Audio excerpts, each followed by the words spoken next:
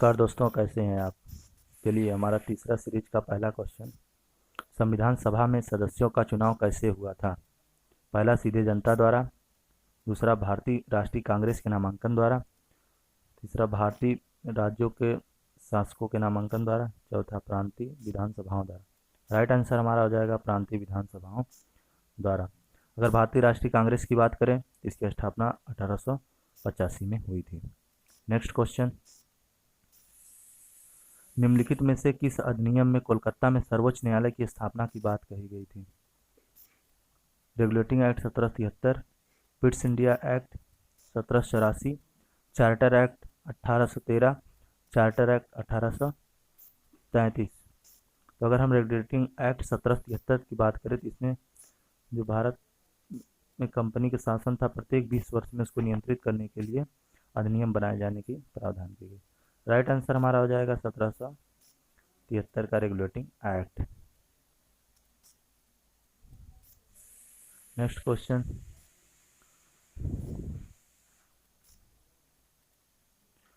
केंद्र में द्वैध शासन की किस नियम के अंतर्गत स्थापित किया गया।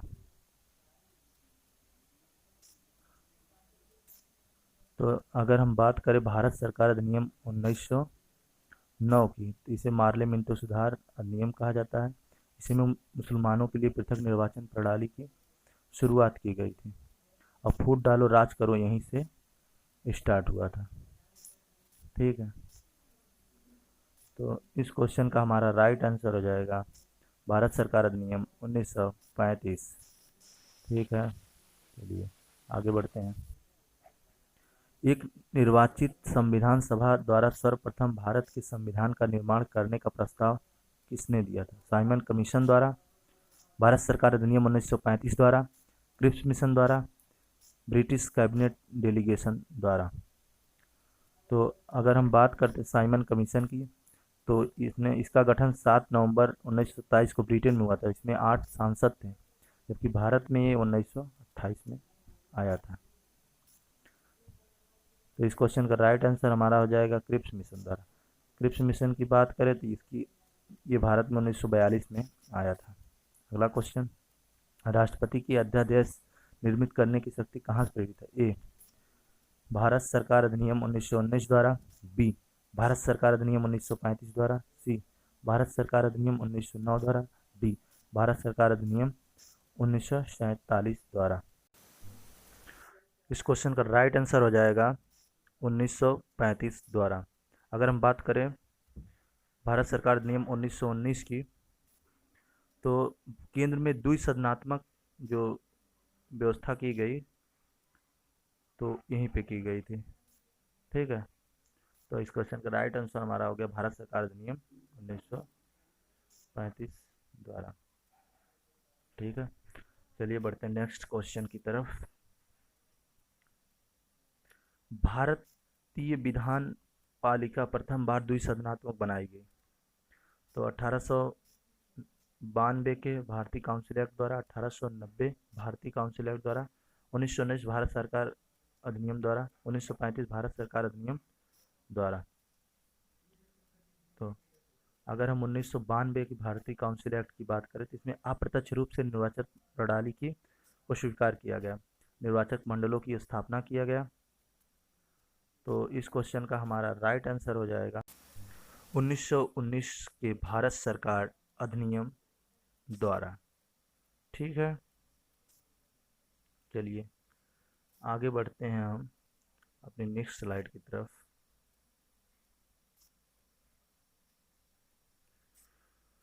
निम्नलिखित में से किस एक अधिनियम ने भारत में संघीय शासन की व्यवस्था दी थी। भारत सरकार अधिनियम 1909, भारत सरकार अधिनियम 1919, भारत सरकार अधिनियम 1935, भारतीय स्वाधीनता अधिनियम 1947। तो आप लोग फटाफट, इसका राइट आंसर हो जाएगा भारत सरकार अधिनियम 1935 में। और 1909 की बात करें तो मार्ले मिंटो सुधार अधिनियम, जिसमें मुसलमानों के लिए नई या पृथक निर्वाचन प्रणाली की शुरुआत की गई थी। अगर 1919 की बात करें तो इसमें आया था मॉन्टेग्यू चेम्सफोर्ड सुधार। ठीक है, चलिए, तो इसका राइट आंसर हो गया भारत सरकार अधिनियम 1935। आगे बढ़ते हैं नेक्स्ट क्वेश्चन की तरफ। भारत के संविधान का प्रारूप तैयार करने वाली संविधान सभा के सदस्यों को ए ब्रिटिश संसद के द्वारा नामित किया गया था, बी गवर्नर जनरल द्वारा नामित किया गया था, सी विभिन्न प्रांतों की विधानसभाओं द्वारा चुना गया था, डी भारतीय राष्ट्रीय कांग्रेस और मुस्लिम लीग द्वारा चुना गया था।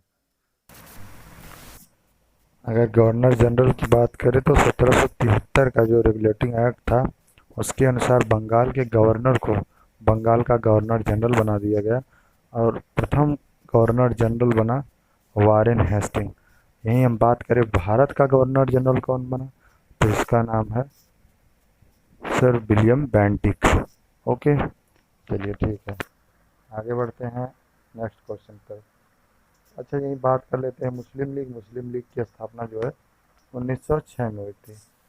भारतीय राष्ट्रीय कांग्रेस की बात करें तो इसकी स्थापना 1885 में हुई थी, एयू होम दादा भाई नौरोजी इत्यादि के द्वारा। ओके,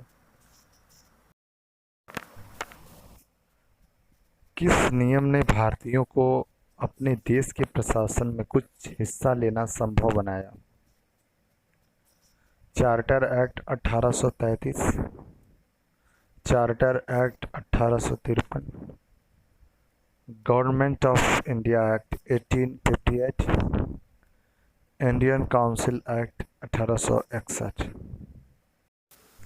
इंडियन काउंसिल एक्ट 1861 की बात करें तो इसमें भारत में संवैधानिक विकास का सूत्रपात किया गया तथा नए प्रांतों के निर्माण का तथा नवनिर्मित प्रांतों में गवर्नर जनरल या लेफ्टिनेंट गवर्नर जनरल को नियुक्त करने का अधिकार दिया गया। ठीक है, अगला क्वेश्चन। स्वतंत्र भारत की संविधान सभा का अध्यक्ष कौन थे? Option A doctor Bhimrao Ambedkar, option B doctor Rajendra Prasad, option C Rajagopalachari, option D K M Munshi. जैसा कि हम जानते हैं डॉक्टर भीमराव अंबेडकर को जो है फादर ऑफ संविधान कहा जाता है या फादर ऑफ कॉन्स्टिट्यूशन कहा जाता है, और ये स्वतंत्र भारत के प्रथम विधि एवं न्याय मंत्री भी रह चुके हैं। डॉक्टर राजेंद्र प्रसाद की बात करें तो भारत का प्रथम राष्ट्रपति डॉक्टर राजेंद्र प्रसाद को बनाया गया था। आगे बात करें श्री राजगोपालचारी, तो इन्हें राजा जी के नाम से भी जाना। ये स्वतंत्र भारत के जो है प्रथम गवर्नर जनरल थे। प्रथम की बात करें तो प्रथम भारतीय, लेकिन अगर इस तरह से बात करें तो ये द्वितीय गवर्नर जनरल हो जाएंगे। प्रथम भारतीय की बात करें तो श्री राजगोपालचारी प्रथम गवर्नर जनरल हो जाएंगे। ठीक है, के एम मुंशी की बात करें तो 1938 में इन्होंने जो है राष्ट्रीय विद्या भवन की स्थापना की थी। ठीक है, तो इस क्वेश्चन का राइट आंसर हो गया डॉक्टर राजेंद्र प्रसाद, जो कि स्वतंत्र भारत के संविधान सभा के अध्यक्ष थे। चलिए अगले क्वेश्चन की तरफ बढ़ते हैं। अखिल भारतीय महासंघ स्थापित करने का प्रावधान शामिल किया गया था। ऑप्शन ए भारत सरकार अधिनियम 1935 में, ऑप्शन बी अगस्त प्रस्ताव 1940 में, ऑप्शन सी भारत सरकार अधिनियम 1919 में, ऑप्शन डी कैबिनेट मिशन प्रस्ताव 1946 में। इसका राइट आंसर हो जाएगा भारत सरकार अधिनियम 1935 में। अगस्त प्रस्ताव की बात करें तो ये लॉर्ड लिथगो द्वारा पेश किया गया था। अगले क्वेश्चन। 1946 में चुनाव के पश्चात मुस्लिम लीग ने किस प्रांत में अपनी सरकार बनाई थी? Option A Bengal, option B उत्तर पश्चिम सीमा प्रांत, option C Punjab, option D Bihar. तो इस क्वेश्चन का राइट आंसर हमारा हो जाएगा